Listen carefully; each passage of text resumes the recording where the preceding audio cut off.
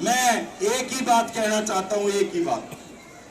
मेरे से, मेरी पत्नी से, मेरे परिवार से जाने में अनजाने में किसी भी प्रकार की कोई गलती हुई हो तो इस पान्ना पपोसा की चौपाल में, माता मनसा देवी के दरबार में मैं आपके सामने हाथ जोड़ करके और नाक रगड़ के माफी मांगता हूं, और मुझे विश्वास भी है कि आप सब मुझे माफ करेंगे।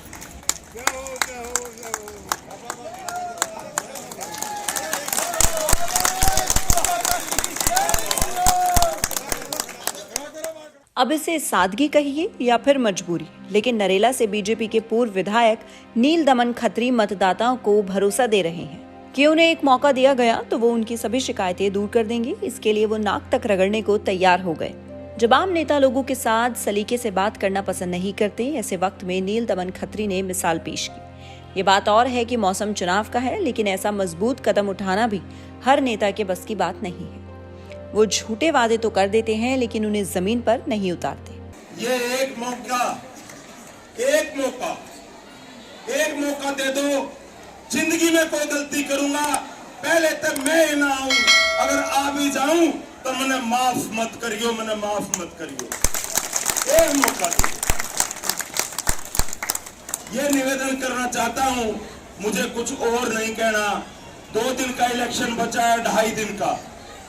आप सबने मुझे माफ कर दिया हो तो इसे नैया को पार लगा दो। नील दमन खत्री कहते हैं कि उनके वार्ड की जनता उनके लिए सिर्फ मतदाता नहीं है, बल्कि उनका परिवार है, और परिवार से माफी मांगने में किसी तरह की वो हिचक महसूस नहीं कर रहे। निश्चित रूप से मेरी जन्मभूमि है, जहां ये बात हुई है वहां की बात मैं आपको बता देना चाह रहा हूं। वो मेरे दादा दादी, मेरे माता पिता, मेरे चाचा, मेरे ताऊ, इस प्रकार के वो लोग इकट्ठे थे। और मैं इंसान हूं, भगवान नहीं हूं। जीवन में किसी भी आदमी से गलतियां हो सकती हैं, इसलिए मैंने अपने माँ बाप के सामने, अपने दादा दादी के सामने, अपने चाचा ताऊ के सामने क्षमा प्रार्थी कह करके माफी भी मांगी है। और भविष्य में ये कहा है कि जाने अनजाने में कोई मेरे से गलती हो उसके लिए माफ कर दो। आगे इस प्रकार की कोई बात अगर नहीं होगी। दरअसल इस बार निगम चुनाव में नील दमन खत्री की धर्मपत्नी केशरानी खत्री वार्ड नंबर 1 से बीजेपी के टिकट पर चुनाव लड़ रही है।